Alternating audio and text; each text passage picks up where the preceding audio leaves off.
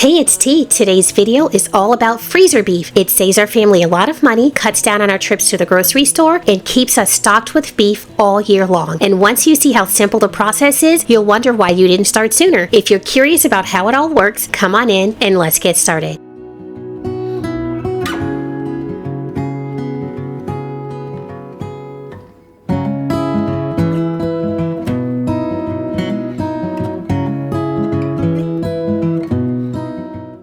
Buying beef in bulk is a process. In my case, it involves placing an online order with our local farmer and waiting a few months for it to become available. Once our beef is ready, we get an email from the farmer directing us to reach out to the meat processor, aka the butcher, where he delivers our half a cow, which is also known as a side of beef. When I contact the butcher, we go over the cuts of meat that I want for the year. This is my opportunity to either get the same cuts and quantities that we had the previous year or make changes to my previous year's order to meet my family's current needs. Prior to pickup, I make sure that I've organized all three of our upright freezers to accommodate the new meat. Any meat that we have left over from the previous year gets moved to a different freezer, and I continue using that until it's gone. Then I move on to using the new beef. On pickup day, as I prepare to put the meat into the freezer, I spread out a tablecloth onto the floor so that I'm not transferring particles from the floor to the freezer. I unpack all of the bags, grab my clipboard to which I attach the meat order sheet, and then I count every item and compare it to the sheet that I received from the butcher.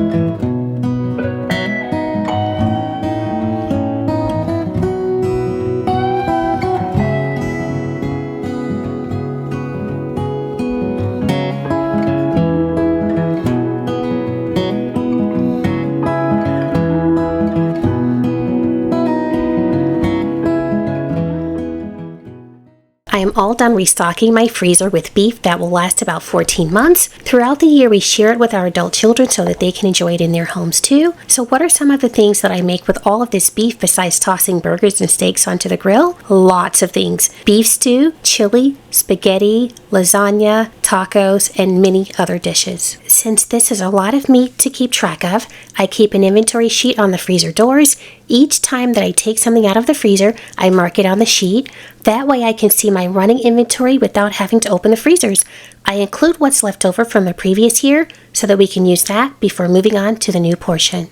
Let's get to the two biggest questions that you may have, and they are: what did I get and how much did I spend? This chart reflects the cuts and quantities of beef that I received. So if we're going to start at the top left, I have 25 1-pound packs of boneless stew. I have 2 briskets. It was one giant brisket cut in half so that I could use it for 2 different meals. I have 10 rolls of burgers. Each roll contains 20 burgers, and each one of those burgers is 1/5 of a pound. So we have 200 burgers in total. We have 7 filet mignons. For each pack, there are 2. There is 1 flank steak. There's just 1 per pack. We have 55 pounds of ground beef, down from 81 pounds last year. We have 8 packs of New York strip steak and 8 packs of ribeye. Both of those come with 2 steaks per pack.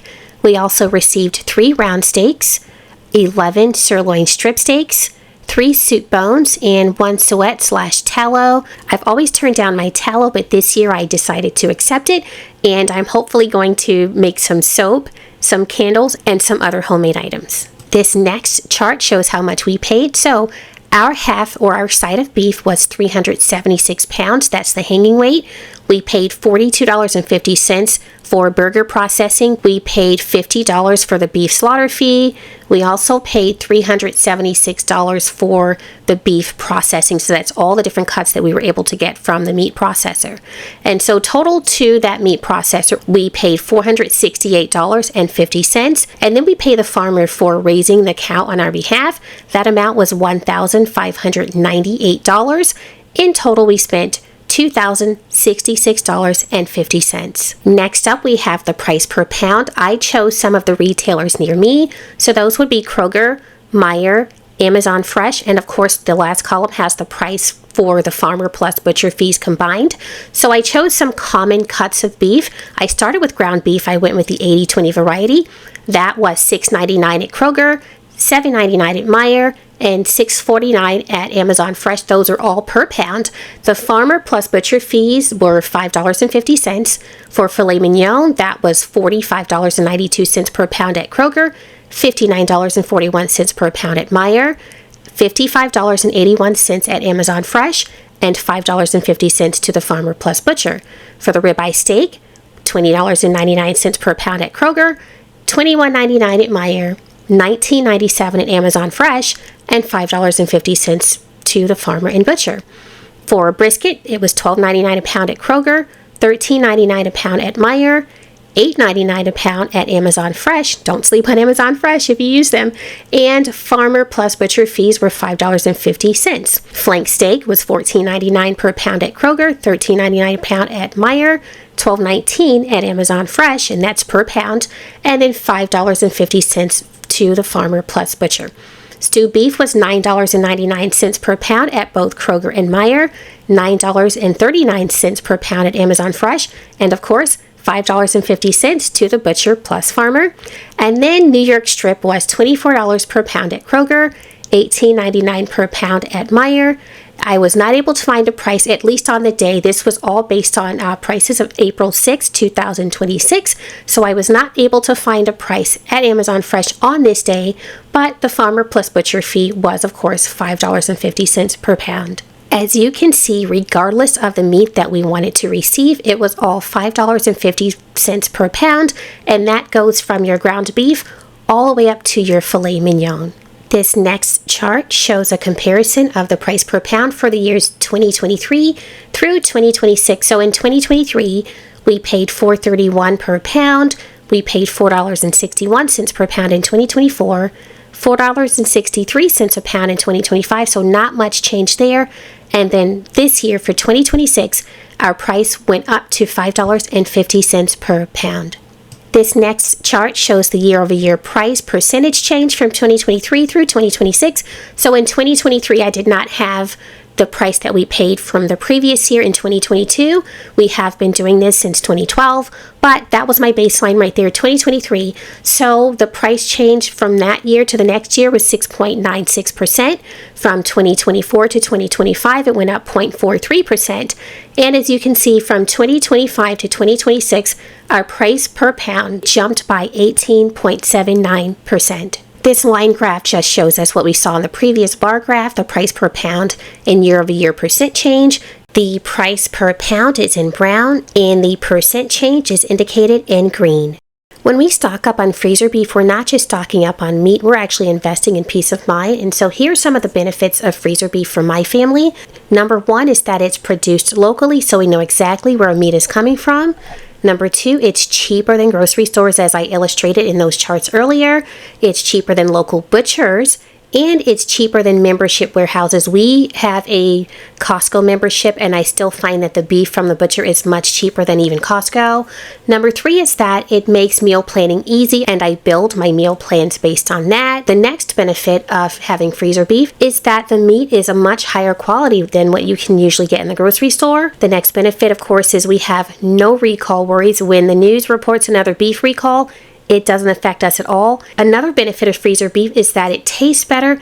And last but not least, it just makes good financial sense. It is a cost-effective way to keep our home stocked. You probably want to know how you can go about buying freezer beef, and I always tell people that unless you need a whole cow or a half cow for your family, ask around. Ask your friends, ask your family members, ask neighbors, ask coworkers if they would be interested in splitting a portion of meat. You would be surprised at how many people would like to have farm fresh meat, but they don't need large quantities. The next thing is that farmers offer certain portion sizes. So our farmer offers whole cows, half cows, which is also known as a side of beef, as I said earlier, and quarters, but some farms also offer third portions. So once you decide how much you need, go ahead and place your order. So you just go online and look for freezer beef. You would type in freezer beef and city into a search engine and then find local farms that offer it. Once you place your order, you have to be patient because sometimes the meat will not be ready just yet. They're still growing your cow actually, but in some cases they may have an order that didn't get picked up. They might just have some that never sold in the first place. So it could take months, as it does in our case. I place our order every year on December 1st at midnight. I place my order because my farmer has been known to sell out in recent years. So I don't want to miss out on these savings, and I also don't want to miss out on the peace of mind that purchasing my beef from a farmer brings my family. So once you place your order, you have to be patient and be ready to pick it up. And I'll also say that make sure you have a good sized freezer at home. We have 3 upright freezers, and of course we have the freezer that's attached to the refrigerator, but we use an entire upright freezer for our portion of beef every year, and then whatever beef we did not use by the time we pick up the new order goes into one of the backup freezers. So make sure you have a good amount of freezer space. You do not need an upright freezer if you're not going to have as much meat as we do, but you just want to make sure you have enough space to store that meat once you get it home. All right, friends, that wraps up today's look at freezer beef, how we buy it, why we love it, and how it helps to keep our freezer stocked all year long. Around here, we try to be really intentional with our food. We buy in bulk when it makes sense, and we preserve a lot of what we grow and produce. It all works together to keep our home running smoothly and our pantry full. If this video helped you feel a little more confident about buying from local farms or building up your own food system, go ahead and tap the like button so that I know to keep making videos like this. And if you're new here, I'd love for you to stick around, so make sure you click the subscribe button so that you'll be notified of future videos. We talk about all things suburban homesteading here, such as dry bulk food storage, freezer beef, garden harvest, solar energy, water collection, and preserving the foods that we work so hard to grow. Around here, we try to be intentional with every part of it, from how we source our food to how we store it for the long haul. Thanks for spending part of your day with me. I'll see you in the next one. Stay blessed and happy homesteading.